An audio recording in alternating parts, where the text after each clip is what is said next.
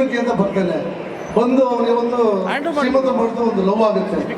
ಆದ್ಮೇಲೆ ಅವನು ಮೋಟಿವೇಟ್ ಮಾಡಿ ಆ ಶಿಡ್ಲಿಘಟ್ಟ ಸಿಲ್ಕ್ ಅನ್ನೋದು ಏನಿದೆ ಅದನ್ನ ಸ್ವಿಟ್ಜರ್ಲೆಂಡ್ ರೀಚ್ ಮಾಡ್ತಾನೆ. ಅದೇ ಕತೆ ಹೆಚ್ಚು ಕಡಿಮೆ ಒಂದು 7 ವರ್ಷದಿಂದ ಒಂದು 70-80 ವರ್ಷ ವಯಸ್ಸಾದ ತನಕ ನೋಡೋಂಥ ಸಿನಿಮಾ ಮಾಡಿದ್ದಾರೆ ನಮ್ಮ ನಾಗಶೇಖರರು.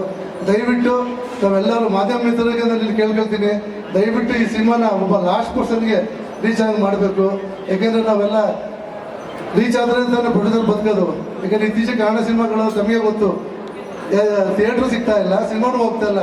ಒಂದು ಒಳ್ಳೆ ಸಿನಿಮಾ ಮಾಡಿದ್ದೀವಿ, ದಯವಿಟ್ಟು ತಾವೆಲ್ಲ ಎಲ್ಲರೂ ರೀಚ್ ಆಗಿ ಮಾಡಿ ಕನ್ನಡ ಸಿನಿಮಾ ನೋಡಿ ಅಂತ ಹೇಳ್ತಾ ನಾನು ಮಾತು ಮುಗಿಸ್ತೀನಿ. ಜೈ ಕನ್ನಡ. ಧನ್ಯವಾದಗಳು ಛಲವಾದಿ Kumar sir.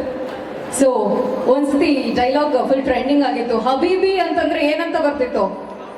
ಹಬೀಬಿ come to Dubai sir, ನೀವು ಅದರಲ್ಲೇ ನೆನಪಲ್ಲೇ ಇದ್ದೀರಾ. ಬಟ್ ನೆಕ್ಸ್ಟ್ ಇನ್ನೊಂದು ಟ್ರೆಂಡ್ ಮಾಡಬೇಕು ನಾವೆಲ್ಲ ಕನ್ನಡಿಗರು ಸೇರಿ, ಹಬೀಬಿ ಕಮ್ ಟು ವಾಚ್ ಸಂಜು ಗೀತ ಅಂತ. ಯಾಕೆ ಅಂದ್ರೆ ಇದರಲ್ಲಿ ಈಗ ಕಣ್ಣಿಗೆ ಹಬ್ಬವನ್ನ ಕೊಡೋದಕ್ಕೆ ಹಬೀಬಿ ಅನ್ನುವಂತ ಸಾಂಗ್ ನ ನೋಡ್ಕೊಂಡ್ ಬರೋಣ.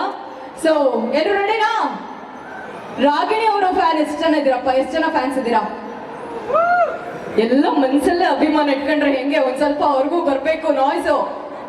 ಎಲ್ಲಿ ಒಂದ್ಸತಿ ಜೋರಾಗಿ ಚಪ್ಪಾಳೆ ಬರ್ಲಿ ನೋಡ, ಎಲ್ಲ ನಿದ್ದೆ ಮಾಡ್ತಿದ್ರಿ ನೋಡೋಣ. 1 2 3 come on. Yes, thank you. Can we have that Habibi song please?